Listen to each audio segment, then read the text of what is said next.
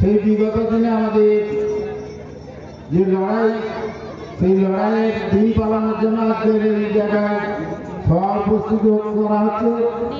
এই সভাতে উপস্থিত আছেন আমাদের রাজ্য নেতৃত্ব, দিদিমণি স্ট্যান্ড, উপস্থিত আছেন আমাদের জেলা পরিষদের সভাধিপতি, উপস্থিত আছেন আমাদের জেলা পরিষদের সহসভাধিপতি এবং আমাদের ব্লকের সমস্ত নেতৃত্ববৃন্দ এবং আমাদের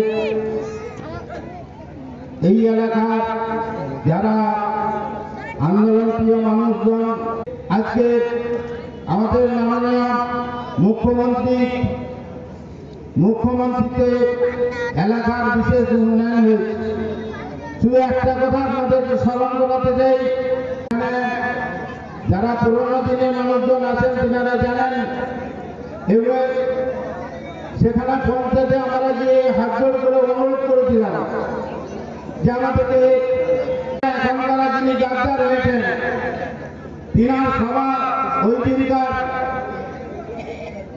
কেন্দ্রমানি বাবন চকে সভা ছিলেন।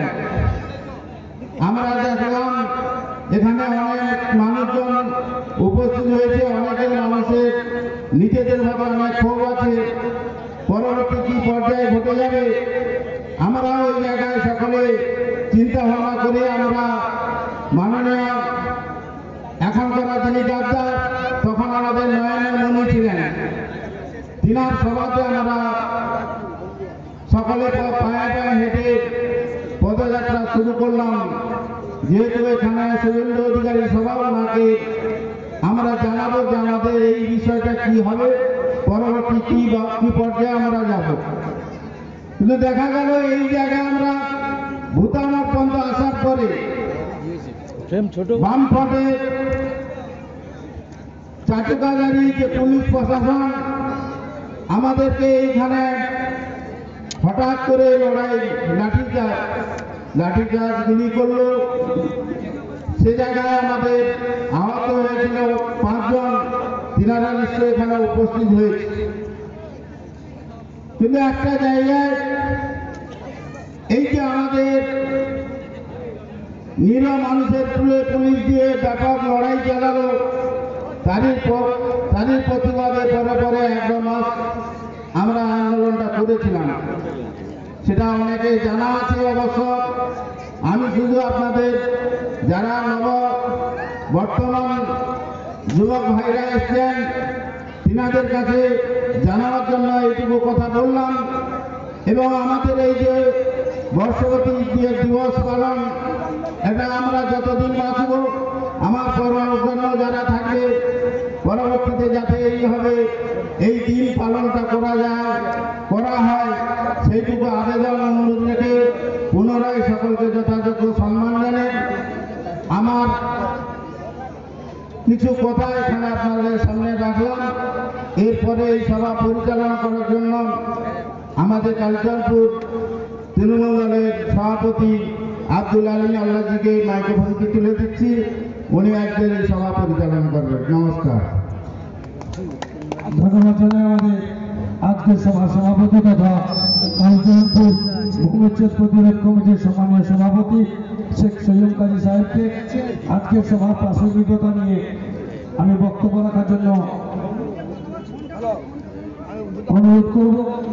আরে অফিস থেকে একটু জেনে নে কিছু আমাদের কোনো বাইট করতে হবে সবাই যারা এসেছেন দয়া করে আপনাদেরকে বলবো আপনারা সামনে দাঁড়িয়ে থেকে আপনারা আসন গ্রহণ করুন। যারা দাঁড়িয়ে রয়েছে সকল সংগ্রামী নন্দীগ্রাম ভাই বোন সকলকে অনুরোধ করছি আপনারা দয়া করে সামনে আসন রয়েছে, আপনারা কাইন্ডলি আসন গ্রহণ করুন। আজকে সভা প্রাসঙ্গিকতা নিয়ে বক্তব্য রাখার জন্য অনুরোধ করব আমাদের প্রিয় বিধায়ক তথা পূর্ব মেদিনীপুর জেলা পরিষদের জনপ্রিয় সভাধিপতি সম্মানীয় উত্তম বারিক মহোদয়কে আজকে প্রাসঙ্গিকতা নিয়ে বক্তব্য রাখার জন্য অনুরোধ করছি। আমি সর্বপ্রথম মাথা নত করে ভক্তিপূর্ণ শ্রদ্ধা প্রণাম সালাম আদাব নিবেদন করি। 2007 সালের 1 জানুয়ারির শুরুর লগ্নে অর্থাৎ 3 তারিখ 3রা জানুয়ারি যারা শহীদ হয়েছিলেন তাদের আমাদের শহীদ বেদিতে চরণতলে মাথা নত করে ভক্তিপূর্ণ শ্রদ্ধা প্রণাম সালাম আদাব নিবেদন করি। সহিম সাহেব আজকে সভাপতিত্ব করছেন কালীচরণপুর অঞ্চল ভূমি উচ্ছেদ প্রতিরোধ কমিটির সভাপতি। আমাদের মাঝে উপস্থিত আছেন নন্দীগ্রাম ভূমি উচ্ছেদ প্রতিরোধ কমিটির সভাপতি জনাব সুফিয়ান সাহেব। পশ্চিম বাংলা তৃণমূল কংগ্রেসের সাধারণ সম্পাদিকা সম্মানীয় জয়া দত্ত মহোদয়া আছেন। আমাদের যুব সভাপতি জনাব আসগর আলী আছেন। নন্দীগ্রাম 1 নম্বর ব্লক তৃণমূল কংগ্রেসের সভাপতি বাপ্পাদিদ গর্গ মহোদয় আছেন। সদস্যরা আছেন পঞ্চায়েত সমিতির সহকারী সভানেত্রী সঞ্চিতা মণ্ডল মহোদয় আছেন। আমাদের অনেক নেতৃত্বরা মঞ্চে আসীন আছে। সর্বোপরি আপনারা যারা আজকের দিনটিকে স্মরণ করার জন্য ভূমি উচ্ছেদ প্রতিরোধ কমিটির আহ্বানে সমবেত হয়েছেন আমার মা ভাই বোন, সর্বস্তরের নাগরিক, সকলকে আমার পক্ষ থেকে পূর্ব মেদিনীপুর জেলা পরিষদের দিকে মাটিকে রক্ষা করার জন্য সেদিনকে ঐক্যবদ্ধ হয়েছিল। সেদিনকে অত্যাচারী ব্যভিচারী বাংলার মাঠপাতি কমিউনিস্ট পার্টির কমরেডদের পুলিশ নির্মমভাবে অত্যাচার সংগঠিত করেছিল। সারা বাংলা থেকে হারমাদদেরকে তুলে এনে বাংলার আমি বক্তব্যকে দীর্ঘায়িত করবো না, অনেক বক্তা আছেন মঞ্চে, বুঝতে পারছেন সকলকে সুযোগ দেওয়ার প্রয়োজনীয়তা রয়েছে।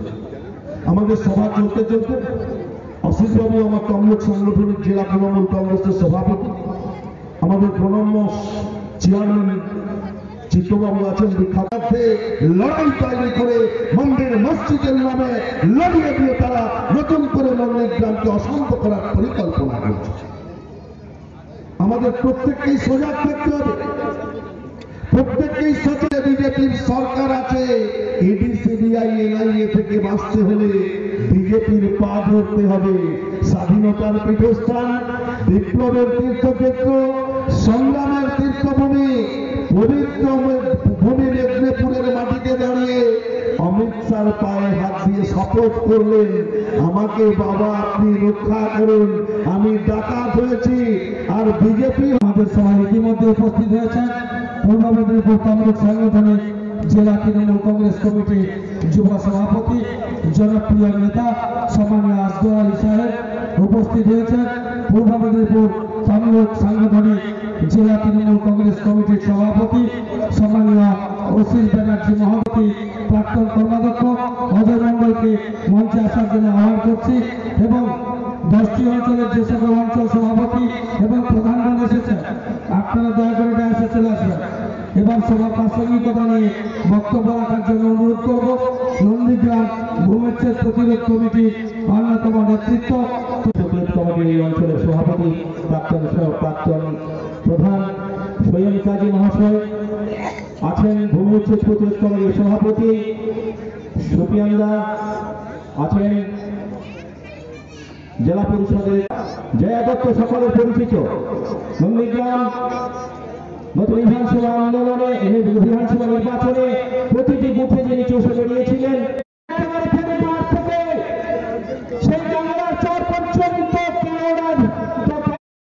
কোন রাজনৈতিক দল না নিয়ে প্রত্যেকটি এলাকাকে উঠে যেতে হবে। তখন কি হয়েছিল, সাধারণ মানুষ নতুননগর সোনাচুরা কালীচরণপুর মানুষেরা, সাধারণ মানুষেরা প্রথমত কি করেছিল, কোথাও কৃষি জমি আন্দোলন,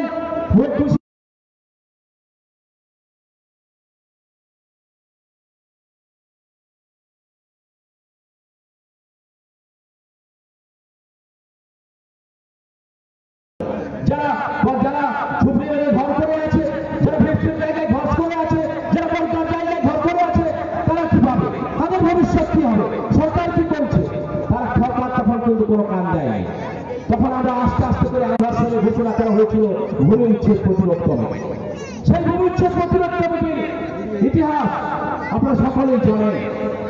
14ই মার্চ, 7ই জানুয়ারি, এই 7ই জানুয়ারি সকালে শেখ সেলিম নন্দীগ্রাম আন্দোলনের সমস্ত রাস্তা শোষণ করে খেয়েছে।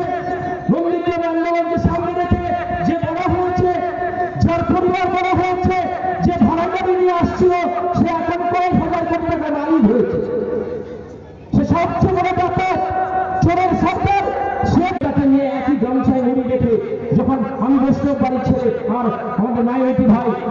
গোয়েন্দা যখন একই গামছায় মুড়ি খেয়েছি কাঁচা লঙ্কা দিয়ে লোকের বাড়িতেছে, তখন তো এই লোক ছিল না, তখন তো আন্তরিকতার সঙ্গে আমরা আন্দোলন করেছি, তখন তো এই ইমোশন ছিল না।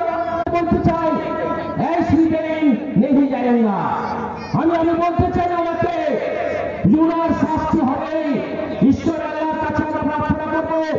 উনি যিনি করছেন যেভাবে মানুষকে নিয়ে খেলা করছি, আমরা এখনো তৃণমূলের পাশে আছি, আমরা প্রমাণ করে দেব আগামী লোকসভা নির্বাচনে যে এই যোদ্ধাকে আমরা দূরে ফেলে দেব। আমি বক্তব্যের দায়িত্ব না করে সমস্ত আন্দোলনকারীকে আমার শ্রদ্ধা প্রণাম জানিয়ে আমি আমার বক্তব্য এখানে শেষ করছি। জয় হিন্দ, ধন্যবাদ। কংগ্রেস কমিটির পক্ষ থেকে তাদেরকে সম্বোধনা জ্ঞাপন করব। প্রথমে শেখ নুরুল ইসলাম আসবেন।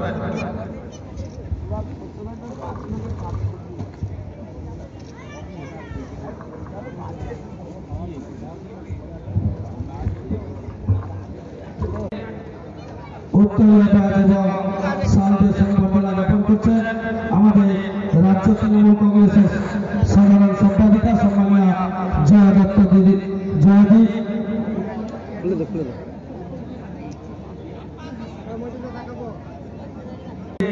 উত্তর এবং ব্যাচপুরে সম্বোধনা জ্ঞাপন করছেন আমাদের তমলুক সাংগঠনিক জেলা তৃণমূল কংগ্রেস কমিটি যুব সভাপতি আমাদের জনপ্রিয় নেতা সম্মানীয় আসগর আলী সাহেব উত্তর এবং ব্যাচপুরে বরণ করে নিচ্ছেন। এই তমলুক সাংগঠনিক জেলা সভাপতি অসিতা থেকে শুরু করে আপনাদের এই জেলার চেয়ারম্যান চিত্তদা থেকে শুরু করে আপনাদের এই জেলার যুব সভাপতি সেই আন্দোলনে দিয়ে বাংলার থেকে মানুষের আশীর্বাদ নিয়ে তিনি আজকে বাংলার মুখ্যমন্ত্রী। তাই তো মমতা বন্দ্যোপাধ্যায় বলেন যে মমতা বন্দ্যোপাধ্যায় আজকে যদি দায়বদ্ধ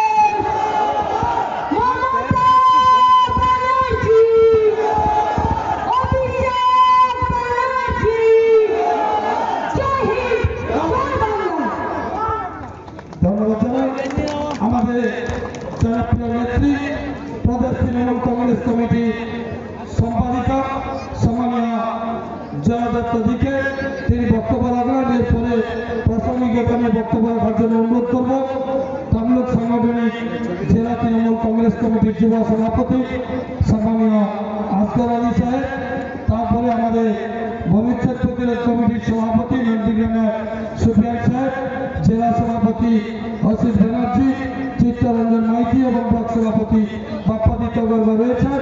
আপনারা সকলে একটু দৃষ্টিভাবে আসন গ্রহণ করবেন। ভালো আছেন আপনারা? আওয়াজ একটু জোরে হতে হবে, কাঁথি হয়ে দিল্লি অব্দি যাতে পৌঁছায় আওয়াজ হবে তো জোরে? খেলা হবে, শুধু খেলতে নামবেন না, জিতবেন। টাইম পাস করার জন্য নয়, জিতার জন্য মাঠে নামবো। প্রস্তুত আছেন তো? শুভেন্দু অধিকারী আজকে আর শুভেন্দু অধিকারী নেই, গদ্দার অধিকারীতে পরিণত হয়ে গেছে। আজকের আমাদের কাছে পবিত্র দিন এবং বেদনার দিন। আপনারা জানেন এই 3রা জানুয়ারি আমাদের 5টা পরিবারের উপর গুলি বর্ষণ হয়েছিল। আমি প্রথমে সমবেদনা জানাবো সেই আহত পরিবারের প্রতি আমার পক্ষ থেকে, আমাদের দলের পক্ষ থেকে সমবেদনা জানাই। তারকা খচিত মঞ্চ, আমি আর কারোর কথা বলছি না, সময় কম, অনেক বক্তা আছেন আমাদের জেলার। শুনছিলেন নন্দীগ্রামে অনেক অঞ্চলে, প্রায় সমস্ত অঞ্চলে কাজ করে গেছেন আমাদের জয়া ম্যাডাম, অত্যন্ত সুবক্তা।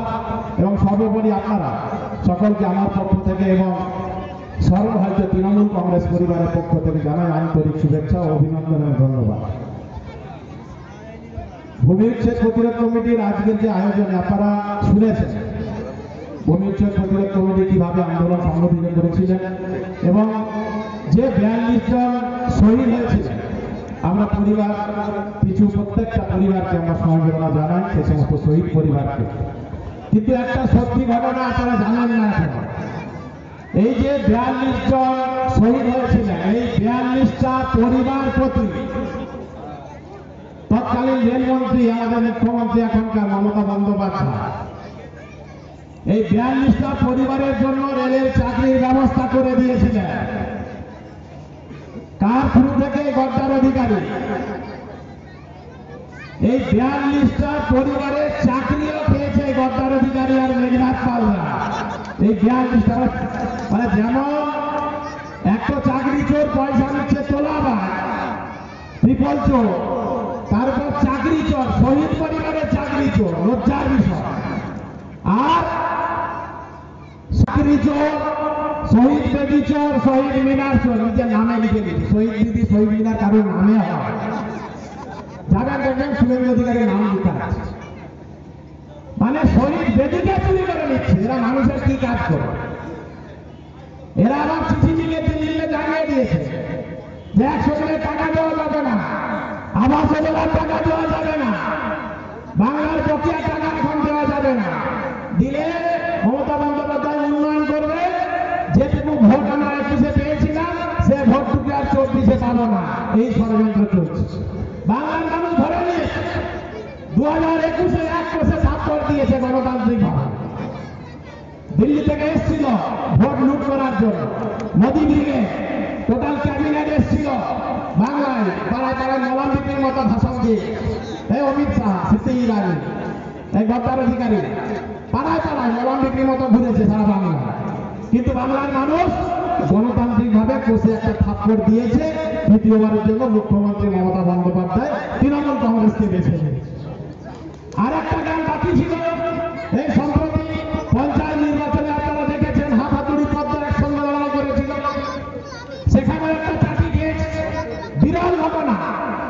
পশ্চিমবঙ্গে সারা ভারতবর্ষ ঘুরে দেখে না, পঞ্চায়েত নির্বাচনে কোথাও কেন্দ্রীয় বাহিনী দেওয়া হয়নি।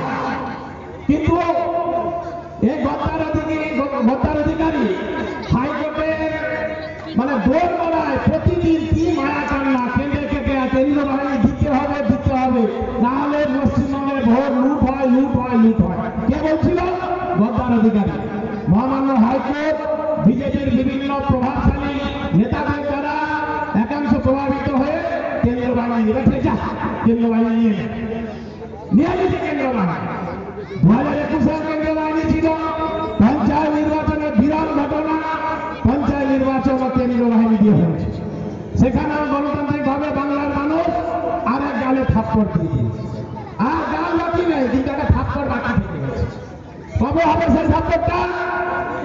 2024-এ গণতান্ত্রিক ভাবে গাল তো ফাঁকা নেই, মাথায় থাপ্পড় মেরে এই সাম্প্রদায়িক শক্তি বিজেপিকে দিল্লির গদি থেকে উৎখাত করতে হবে। আজকে এই শপথ নিতে হবে। আর কি বলছে গদ্দার অধিকারী? কয়েকদিন আগে বলছিল যে বিজেপি ক্ষমতায় এলে 450 টাকা গ্যাসের দাম। ওটা রান্নার গ্যাস নয়, এই মিথ্যা কথা যে গ্যাস, ওই গ্যাস দিচ্ছে।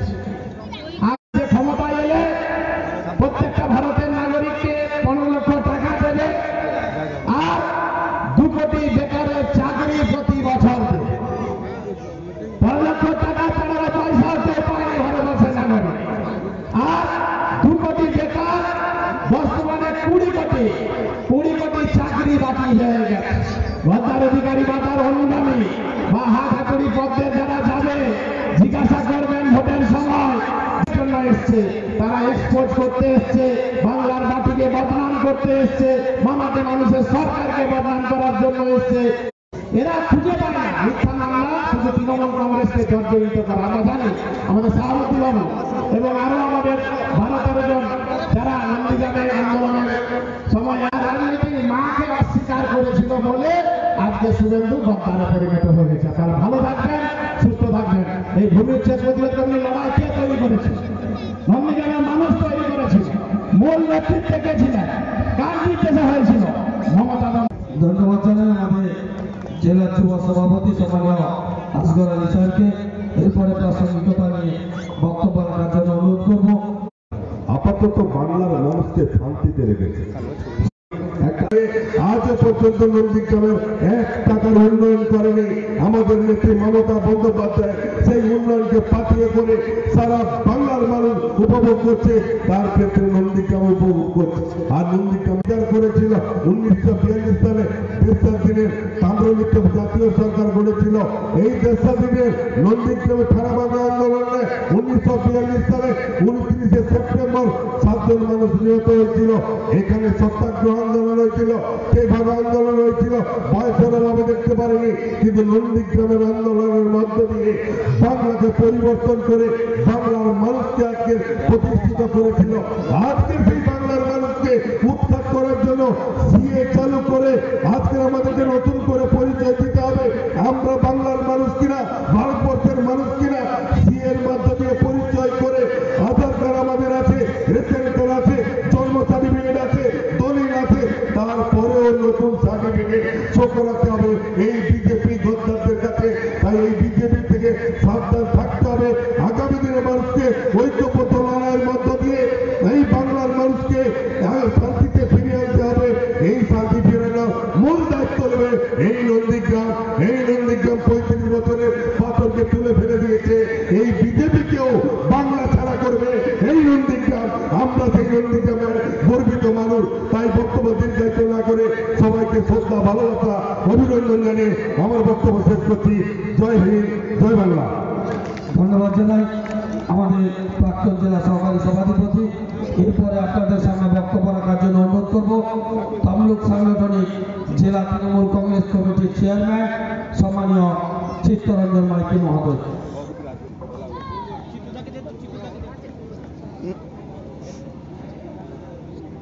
নমস্কার। প্রথমে বলে রেখে শীত পড়েছে, আপনারা বাড়ি যাওয়ার জন্য অস্থির হচ্ছে। আমরা কয়েকটা কথা আপনাদের কাছে নিবেদন করতে চাই। আমি একটা কথা আপনাদেরকে স্মরণ করতে চাই।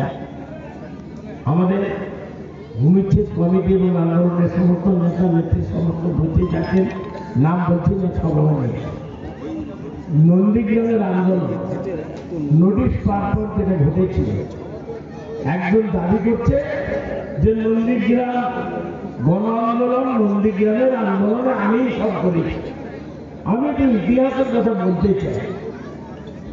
ভারতবর্ষের স্বাধীনতার জন্য মহাত্মা গান্ধীজি যেমন বলছিল কুইট ইন্ডিয়া, এবং মহাত্মা গান্ধীজি ভারতবর্ষের স্বাধীনতার জন্য আপনাদের নিশ্চিতভাবে মনে আছে 21 দিন অনশনে বসেছিল।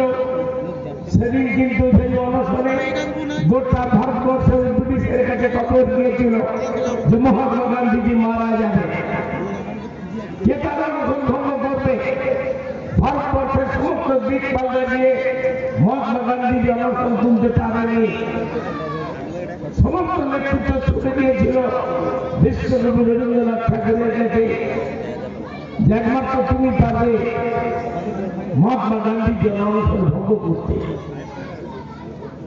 সেই স্বাধীনতা এটা মহাত্মা গান্ধীজি করে দেয়নি। ভারতবর্ষে হিন্দু, মুসলিম, শিখ, জৈন সমস্ত সম্প্রদায়ের মানুষ, ভারতবর্ষের নেতাই সুভাষচন্দ্রের যেমন অবদান আছে, রবীন্দ্রনাথ ঠাকুরের আছে, নজরুলের আছে, ঠিক এই মেদিনীপুরের মাটি, এই নন্দীগ্রামের মাটি স্বাধীনতার স্তম্ভ বলে দেয় ভারতবর্ষের মধ্যে।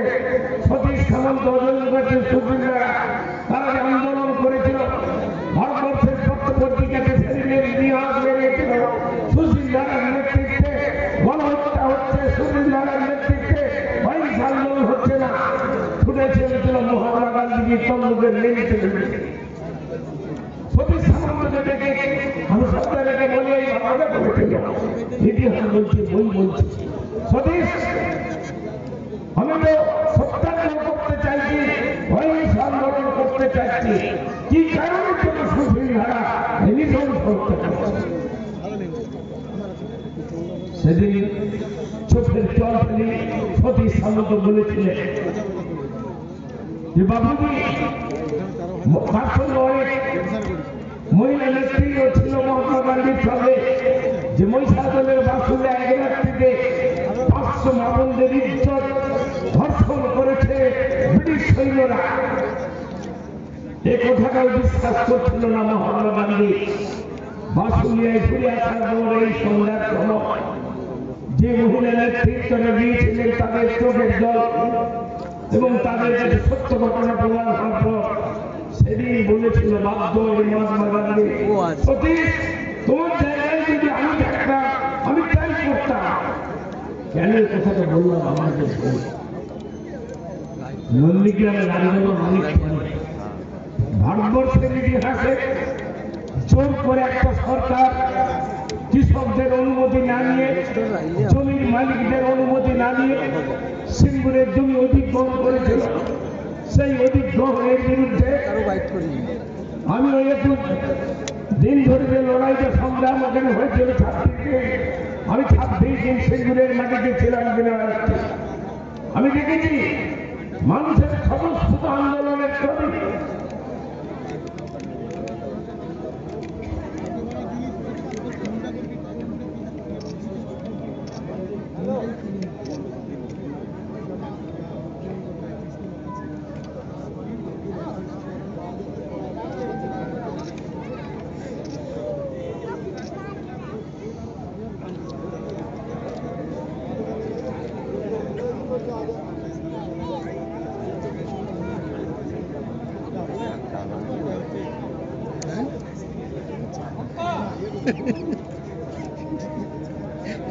ছবি আরো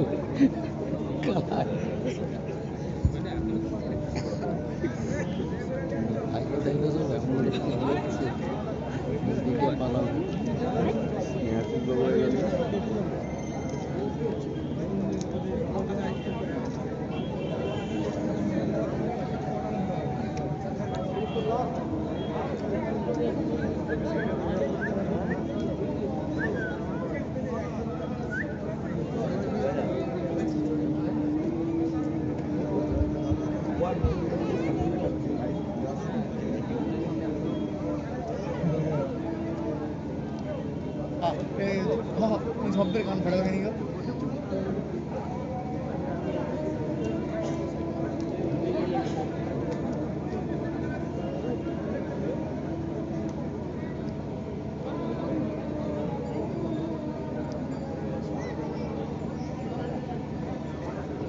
বুঝবো নাকি?